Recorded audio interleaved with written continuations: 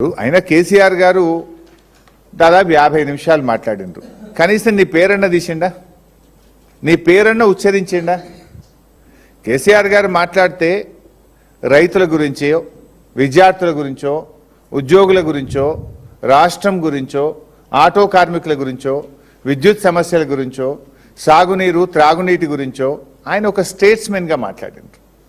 రాష్ట్రము, రాష్ట్ర ప్రయోజనాలు, ఒక ఉద్యమకారుడిగా, ఒక రాష్ట్రాన్ని సాధించిన నాయకుడిగా, 10 ఏళ్ళు ఈ రాష్ట్రాన్ని పరిపాలించిన ఒక ముఖ్యమంత్రిగా ఎంతో హుందాగా కేసీఆర్ గారు మాట్లాడినారు.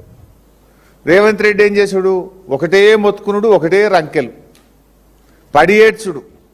ఎందుకంత ఫ్రస్ట్రేషనో నాకైతే అర్థమైతలేదు. నీకు ఎందుకంత బాధ రేవంత్ రెడ్డి? కేసీఆర్ గారు చాలా హుందాగా మాట్లాడినాడు కదా. ఆయన కేసీఆర్ గారు స్టేట్స్మెన్గా మాట్లాడితే నువ్వు స్ట్రీట్ మ్యాన్గా మాట్లాడినావు. కేసీఆర్ గారి ఇంట్రెస్టు స్టేట్ ఇంట్రెస్టు, నీదేమో కుర్చీ సీట్ ఇంట్రెస్టు.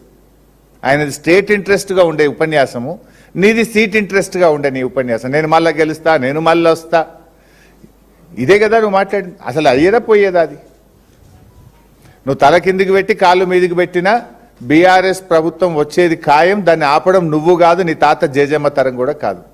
అది స్పష్టంగా వ్యూలోనే కనబడుతుంది కదా. వ్యూస్లో ప్రజల మూడు, it indicates the mood of the people. 36 లక్షల మంది కేసీఆర్ ప్రసంగాన్ని చూడడం, 4-5 లక్షలు కూడా నీకు చూడలేదంటేనే that is the mood of the state, that is mood of the people.